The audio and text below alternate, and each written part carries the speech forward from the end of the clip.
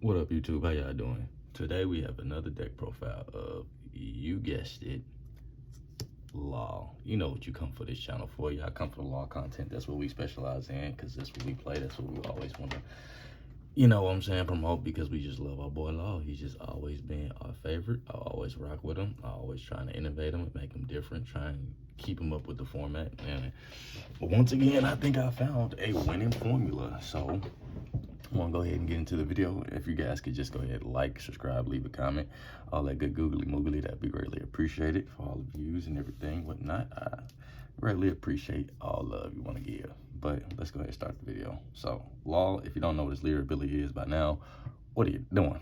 But obviously, it is to rest 2 Don to return one of your cost 5 characters to your hand to replace it with another character in your hand that's opposite color of the color you just returned. But to get into the deck profile, we're gonna start off with Nom Nom. She finally came off the list, and we were happy to see her come back. Very crucial for the straw hat version of the deck. I was running the Whitebeard version for the longest time, obviously during the ban list. I actually had some success with that version. I actually almost missed that version. Would like to actually create another Law deck with the Whitebeard package, because Automa Vista, too good. It's actually what helped me out a lot in the previous format. Then we have 2 of the Dawn structure deck Nami that came out, obviously in the first structure deck.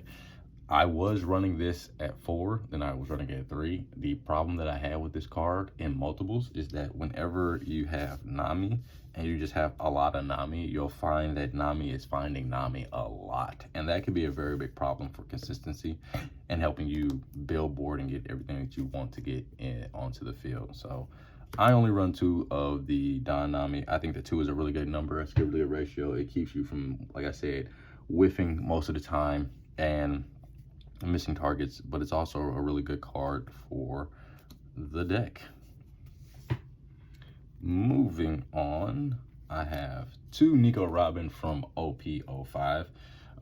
Nico Robin from OP05 I thought was brilliant. I think that this card is absolutely amazing.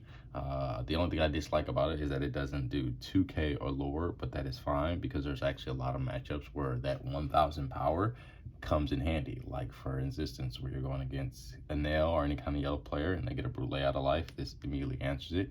If you're going against black or Sakazuki, any kind of player that play with all black players now will be playing Rebecca. I don't even know what I'm talking about.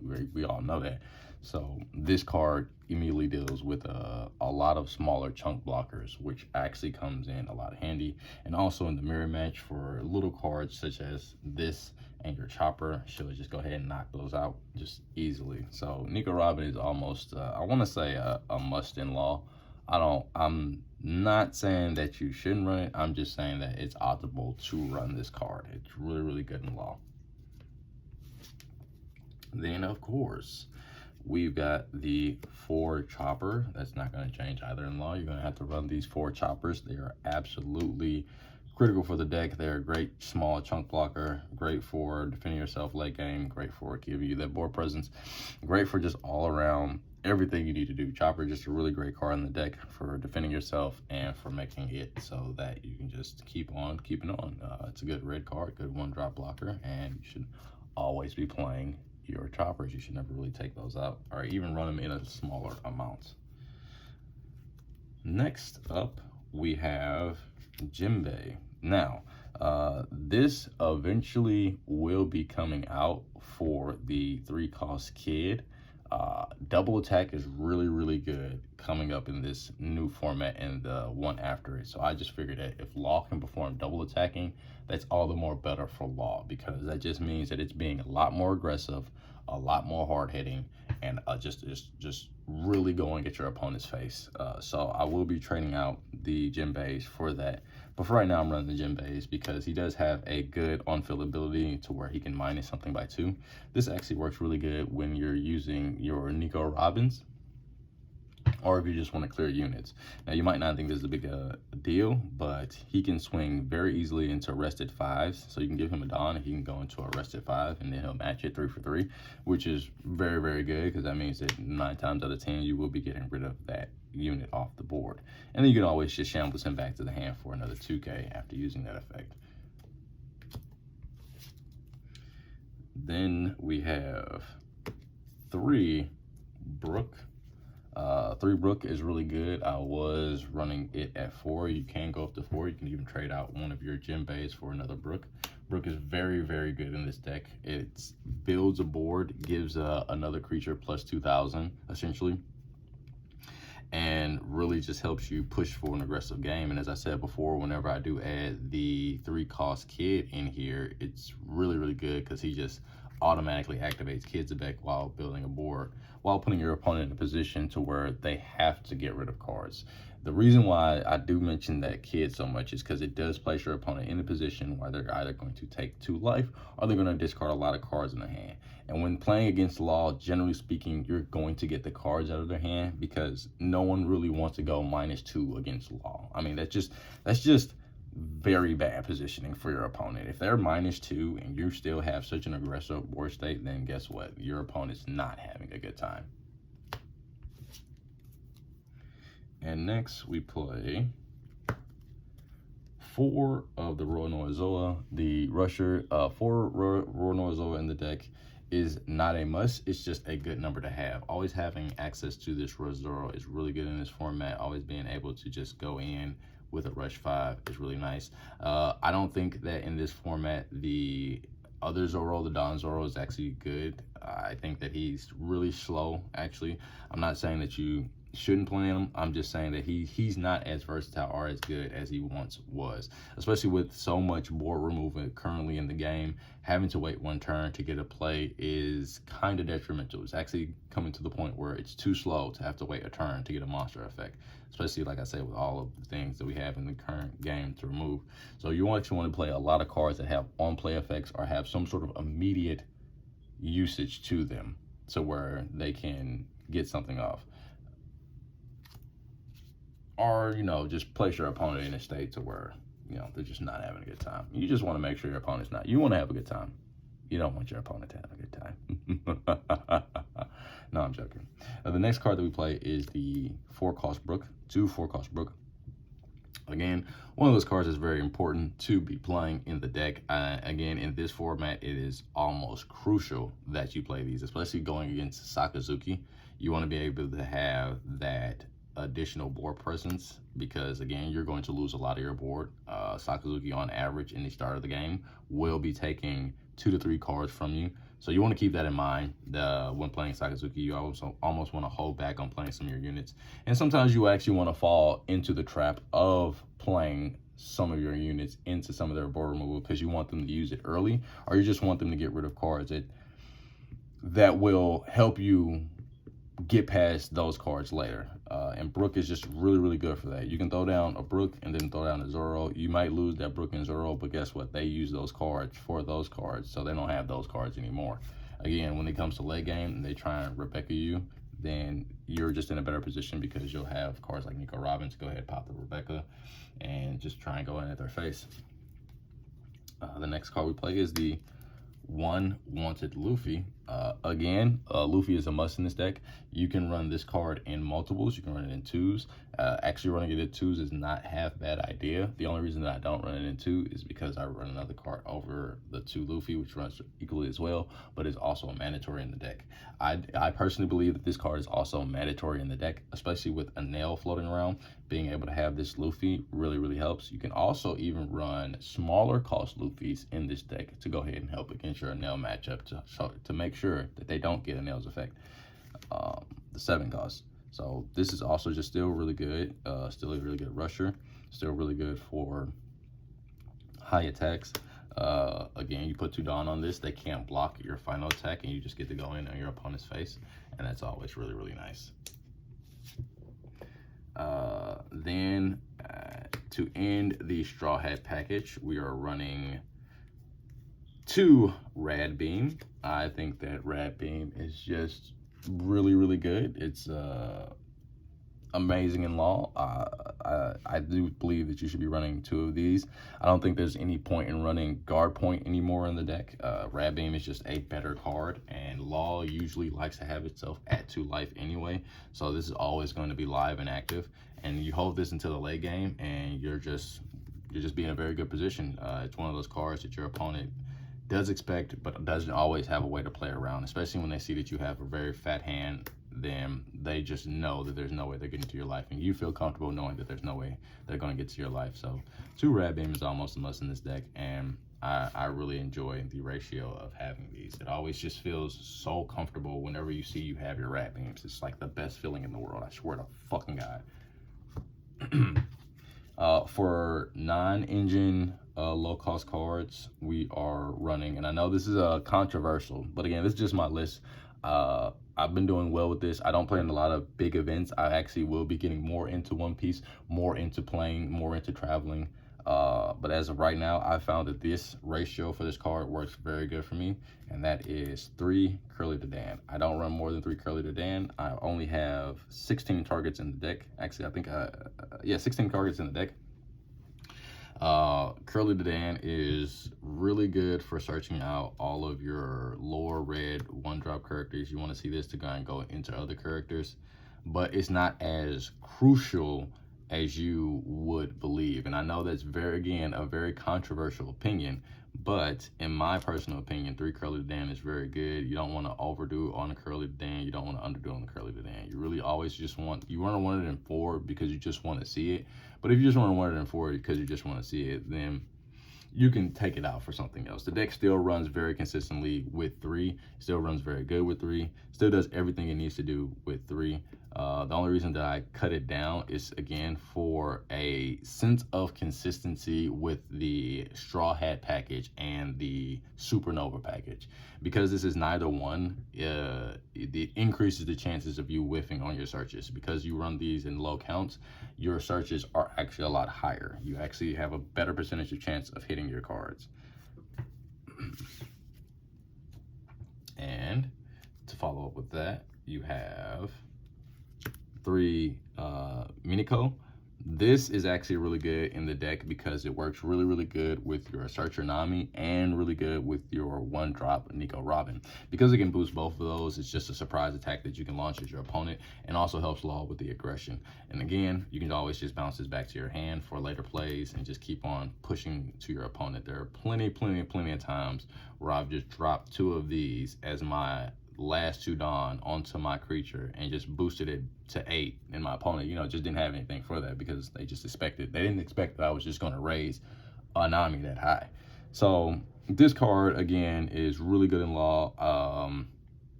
I would play this over Otama. Otama, personally, to me, does not have the same value as it had in previous sets. Otama in law is still really good. I'm not saying that you shouldn't run it. It does provide you with a lot more flexibility as far as board removal, but it's just not as necessary in red-green law. In red-purple law, it's almost a must, but in this law, it's not. You can get away with not running Otama, and playing this, again, is just a lot better because it provides you much more aggression, and Otama doesn't. Otama doesn't provide you any kind of aggression. It just helps you remove cards off a board.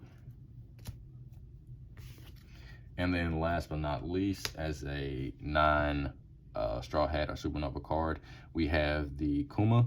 Kuma is just really good in this deck because it has that Nico Robin effect to where it pops 2,000 power units or lower on play, which is very, very good. Again, against your Sakazuki matchup, this is very, very good because it makes sure you get rid of their smaller chunk units to where they can't use them with the Hound Blades later on in the game.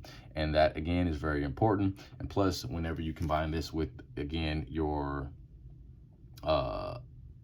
Jinbeis, then it just helps you get off using his effect a lot more.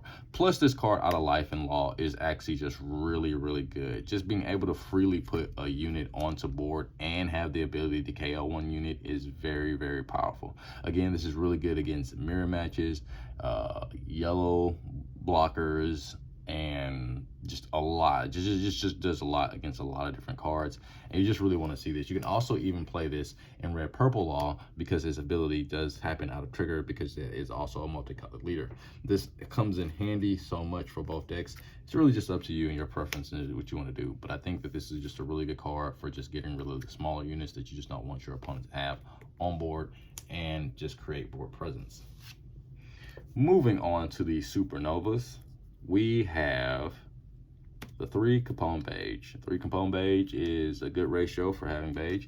Because it's not a counter card, it can suck sometimes to have this when you're in the late game and you haven't played this, but you always want to be cycling out your 9 counter cards onto the board and keeping your counter cards in your hand. If you can, you always want to try and make that the gameplay. You always want to just go, let me get every 9 counter card onto the board, so I've only got counter cards into my hand. You really don't want to be holding 9 counter cards. You really want to be trying to get those out of your hand as quickly and as effectively as possible.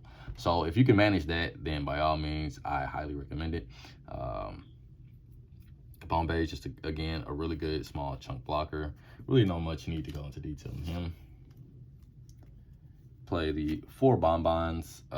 Bonnie, again, a mandatory of the deck. You do not take this out of law. You never remove this from law. It is a staple 100%. There are several cards in law that are staple 100%. This is actually one of them. You just need to be playing Bonnie. We all know what Bonnie does.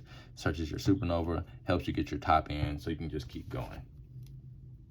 I do play the 1 Killer.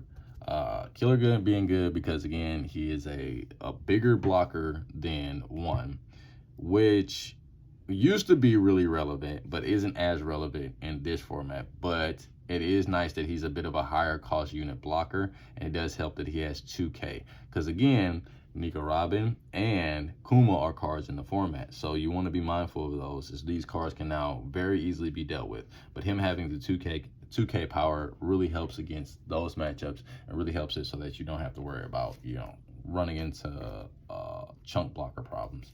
And plus, your opponent always wants to focus this, and that's another thing about this card game. There are cards you can play that really help your opponent focus your board when they should be focusing your life. Speaking of, I still play 2 X-Drake. I actually can't wait to get my Judge X-Drakes. I'm going to be switching those out for my super pre-releases. I will never take this card out of my law deck. I will always be playing this in my law deck. Once I get the 3-cost Mihawk that allows me to summon from the hand, this card becomes all the more better because you can just freely cheat him out, rest it, and then on your next turn, if your opponent hasn't dealt with him, then they're going to have to deal with double 7K or even triple 7K or 2 7s and a 6, depending on what you got on the border in your hand, because, you know, you'll just be board building. And if you have a Zoro to play behind this, then you're just going to turn 3 be swinging very high at your opponent and costing them a lot of cards out of their hand or a lot of cards out of life. If you're not sure what X-Drake's effect is, he is Don ×1, so once you put a Don on him, if this card is rested, all your Supernova and Navy cards gain 1,000. This is really, really good in law because your leader is Supernova. This is Supernova, Zoro Supernova, Blocker Supernova. You run a lot of Supernova cards. The 3-cost Kid I mentioned earlier is Supernova. So he just boosts everything and causes a really aggressive turn for your opponent. And your opponent's more than likely going to focus this off a board than focusing your life, because it's just one of those cards your opponent knows that they can't let stay on board, or it's going to be very detrimental to them. Because even if you just swing 7 with him and you just have the rest are 6s, like you just had no more Don, that's still very, very good that you're swinging 6, 6, 6, 6 with all of your other characters as opposed to just swinging 5. Of course, we run 4 of the blocker law. I got 2 Chad laws right there. Yay. You want to be running 4 of these as another one of those mandatory of the decks. You do not take this out. You do not decrease this number. You do not play a different ratio. You play 4 blocker laws in law. There is no reason to play anything less than that. He is a mandatory 4 of. This is not like Curly the Dan. He is your top end. You need to be seeing this card. You always run this card at 4. And then we have 3 of the restand law. You can play around with this number. 4 is cool. 3 is really cool. Anything less than that is not cool. you need to be seeing this card at 3 or 4. You do not run this card anything less than that. This card is very, very, very critical, very pivotal for your matchups, for closing out games. This card single-handedly will win you games because that double swing with the unit that your opponent wasn't expecting to have to defend against a second time is very crucial. Whenever you have a unit that you're swinging high with, and let's just say you have something like X-Drake, swinging 7 with X-Drake and then swinging high with your other creatures and then restanding those creatures, or even if you just swing with X-Drake and now this is a 7k body and you just swing with this with no Dawn investment, that's still very, very powerful. Your opponent's going to have a hard time dealing with that when they have to essentially get rid of 2 cards per attack in a turn, or just get rid of all their 2Ks earlier on. Last but not least, and also in my personal opinion a mandatory in this format, is Baco Hawkins. Now, I was running 2 of the I was running 2 of the Luffy and no Basil Hawkins, but then I switched it to 1 Basil Hawkins, 1 Luffy, because Basil Hawkins is just really good for clearing units and going for a high attack to your opponent's life. So I can go for a unit and for life with this card all by itself. And then when I combine this with cards like the Restand Law, that means that I can just go for 2 units and a card of life. This is very good, again, for helping you remove your units on your opponent's board. It's another one of those cards that once it's rested, your opponent's going to want to have to deal with this. If they do not deal with this card, it becomes a very big problem for them later on in the game. Like, this card just really, really crushes matches. It applies a lot of pressure to your opponent. Again, if you have X-Drake on the field, this is also a supernova, so that it's going to auto swing for 7. You put a Dawn on it, it's going to auto swing for 8 and restand itself. And being able to swing 8 with 1 Dawn investment on a creature is very, very powerful. It is one of the strongest moves that I have in this deck, and it's one of my favorite moves for this deck. But that is the deck profile. We can go into a little bit of guides. I will actually start releasing content describing more in depth on how it is you should be dealing with your matches, how you should be playing your matches, and then to be going into other deck guides and other videos about other decks for this format, so that we'll all be a little bit more prepared to play against these things. Having more information is always good. You always want to have as much as you can about your opponent. You really should be playing games as often as you can against some of your worst matchups or even some of your best matchups, just so you can get an idea of what these decks are doing, how to play them, and how to play against them. But that is the video. I do appreciate you guys for watching, and deuces.